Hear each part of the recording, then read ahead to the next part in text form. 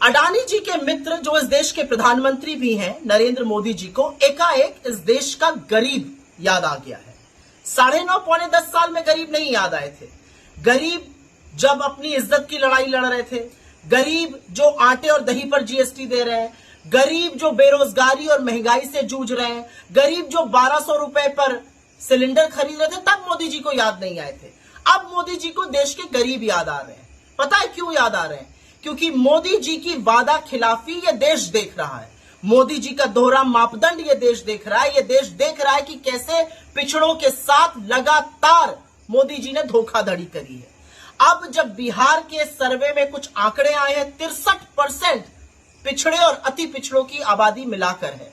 उसमें आप दलितों को ऐड कर दीजिए जो 84% से ज्यादा है। इनका प्रतिनिधित्व क्या है और क्यों इनका प्रतिनिधित्व नहीं मिल रहा है? क्यों मोदी जी जातिगत जनगणना कराने से डरते हैं? क्यों मोदी जी ने महिला आरक्षण में ओबीसी को जगह नहीं दी?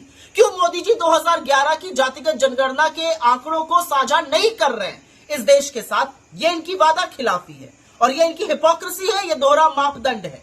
लेकिन असलियत ये है कि मोदी जी ने इस देश को एक वादा किया था, लेकिन इनकी नाक के नीचे इस देश में आर्थिक असमानता बढ़ी है, इस देश में बेरोजगारी बढ़ी है, इस देश में महंगाई बढ़ी है और इस सबका सबसे बड़ा कुप्रभाव देश के गरीबों पर पड़ता है। बट इधर उधर की बात करके मोदी जी आप जातिगत जनगणना से नहीं बचिएगा, आप पिछड़ों के प्रतिनिधित्व से नहीं बचिएगा। जब राहुल जी कहते हैं कि 90 प्रमुख सचिवों में से मात्र 3 पिछड़े वर्ग से आते हैं, तो आपका इसके पास क्या जवाब है?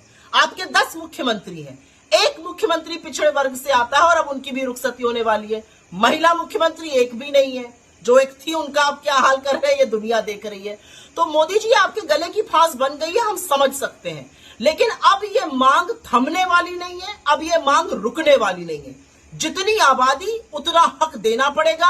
अब ये जो आप जलेबी बनाते रहे जातिगत जनगणना पर, जो आप जलेबी बनाते रहे प्रतिनिधित्व पर, अब उस पर भी आपको साफ तौर से आपका क्या मत है वो देश के साथ साझा करना पड़ेगा, क्योंकि अब पूरी तरह से हम प्रतिबद्ध हैं। अगर आपसे नहीं हो रहा तो 2024 में आके हम जरूर जातिगत जनगणना कराएंगे, लेकिन उसके पहले आपके पास मौका है वो जनगणना कराने का, 2011 की जनगणना के आंकड़े साझा करने का। क्योंकि जो काम आप कर रहे हैं ना, रेड कराकर विषयांतर करने का, वो शिगूफा है और दुनिया समझती है। आप कुछ पत्रकारों पर रेड करा दीजिएगा, वो फिर से आपसे कल से 40 सवाल पूछेंगे जिनका आपके पास एक भी जवाब नहीं होगा। तो विषयांतर करने के लिए, डिस्ट्रैक्ट करने के लिए, ध्यान बटाने के लिए अब आप कुछ भी करिए।